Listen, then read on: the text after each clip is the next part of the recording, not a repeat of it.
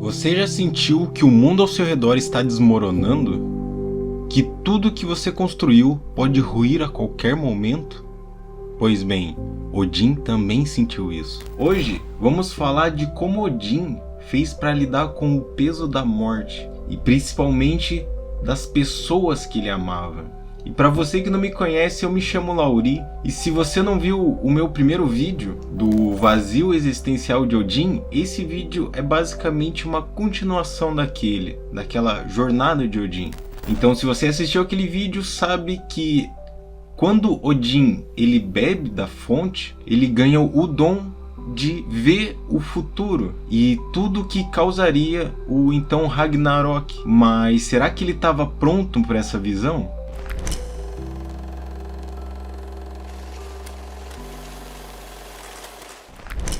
Saber o futuro não é um dom leve, é um fardo. Imagina só você saber que a pessoa que você mais ama no mundo, ela vai morrer e que você não pode fazer nada para impedir isso. Odin, ao ver o futuro, viu também o destino de Balder, o seu filho. Viu também que com a sua morte aconteceria o colapso da Ordem, pois Balder não era apenas o seu filho. Balder era a personificação da luz, da justiça e da harmonia universal.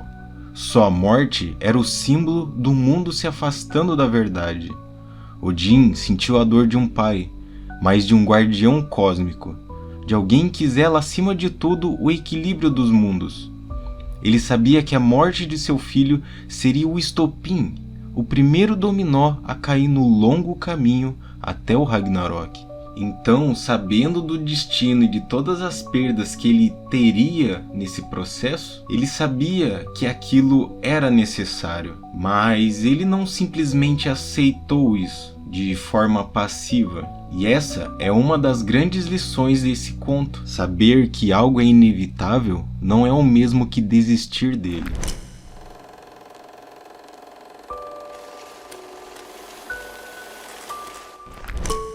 Balder era o mais amado entre os deuses, filho de Odin e Frigg. Ele era a luz em meio às trevas crescentes do mundo, belo, sábio e justo.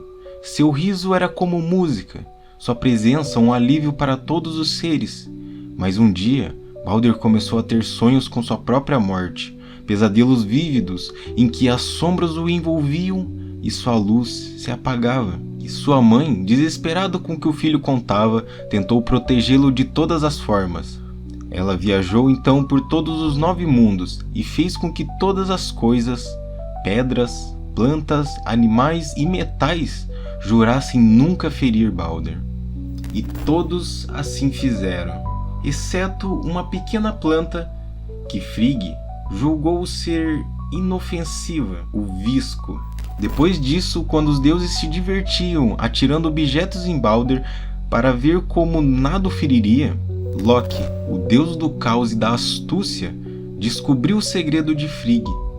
Então moldou uma flecha de visco e entregou a Other, o irmão cego de Balder, que então, guiado por Loki, lançou a flecha em direção do seu irmão, que ao ser atingido, caiu morto na hora.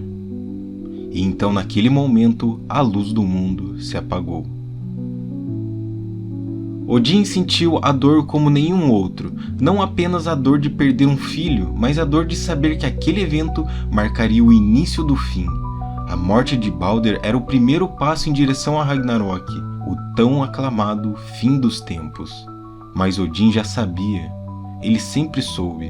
Ele havia se pendurado por 9 dias na árvore do mundo, a Yggdrasil, em busca de sabedoria. Havia sacrificado seu olho para beber da fonte de Mimir, e lá ele viu o futuro e o aceitou.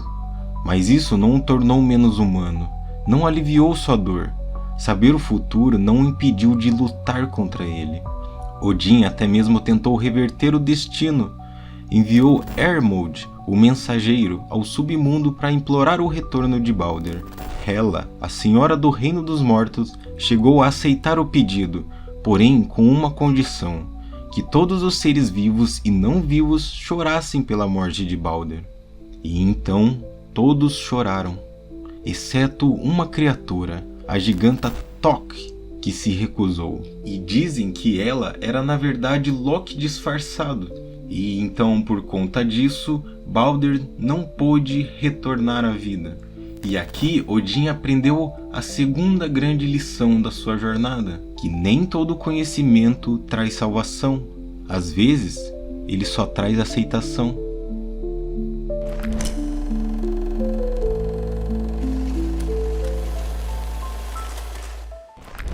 A partir da morte de Balder, Odin então muda. Ele torna-se mais silencioso, mais contemplativo e também mais espiritual. Ele se prepara para a grande batalha que viria, não apenas com armas ou estratégias, mas com a sua própria alma. Ele buscou ainda mais conhecimento, viajou aos confins do mundo, consultou os mortos e os sábios, reuniu os guerreiros mais bravos em Valhalla, os conhecidos Einherjars, para treiná-los para a última batalha. Mas no fundo, Odin apenas estava se preparando para morrer. Não com medo, mas com propósito. Ele sabia que enfrentaria Fenrir, o lobo monstruoso, e que perderia para ele. Sabia que os deuses cairiam, um por um, que o mundo mergulharia no caos. Mas também sabia que após a escuridão viria um novo começo. Balder voltaria e um novo mundo floresceria, limpo e puro. E ele estava plantando a semente desse novo mundo, mesmo que ele jamais o veria. E essa é uma imagem profundamente simbólica e espiritual do conto, porque Odin não luta para salvar a si mesmo, ele luta para salvar o destino.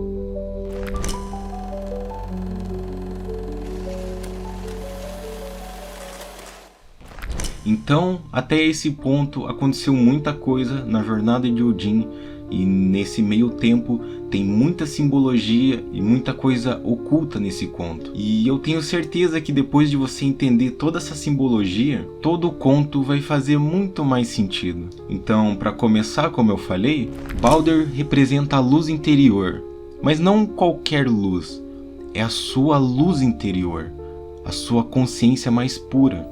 E a morte no conto simboliza a perda dessa nossa conexão com o sagrado, a perda dessa nossa pureza. Já Loki representa as sombras, o ego, o caos interior que todos carregamos. Ele representa a parte de nós que age por vaidade, inveja e desprezo. Inclusive, a gigante não chora por Balder, simbolizando o nosso orgulho, o ressentimento e a recusa em sentir. E tem muita pessoa que não consegue avançar nesse meio espiritual justamente por causa desse orgulho. Esse é o bloqueio final à salvação.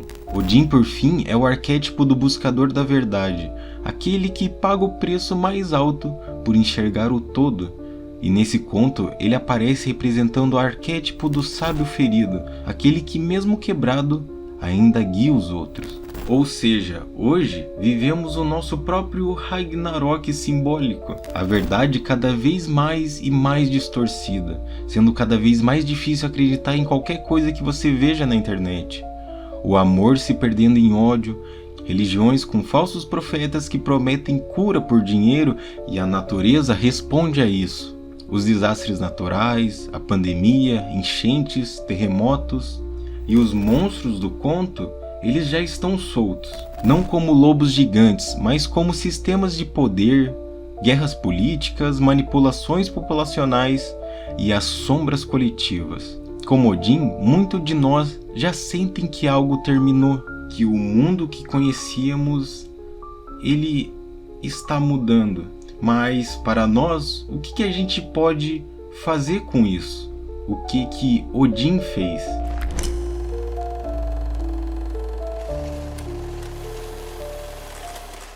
Então, o que a gente aprende com esse conto? É que a busca por sabedoria é, em essência, sair da sua própria zona de conforto. É abrir os olhos para verdades que nem sempre queremos enxergar.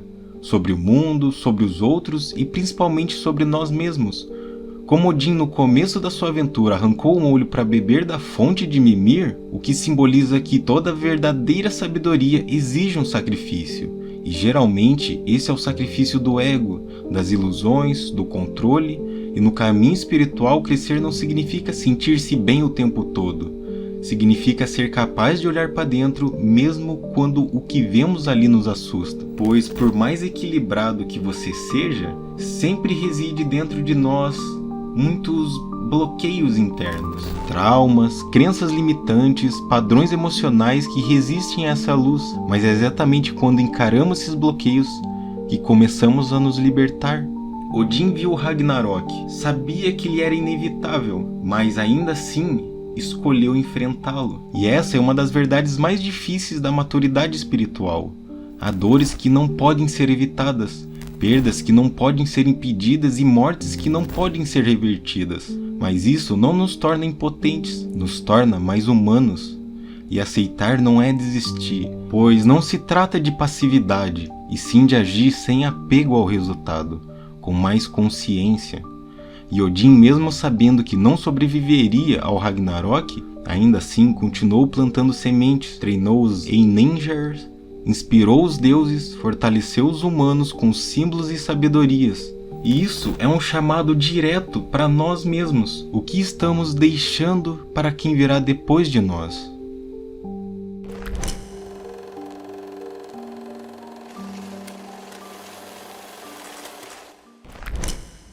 Preparar o coração é purificar o ódio.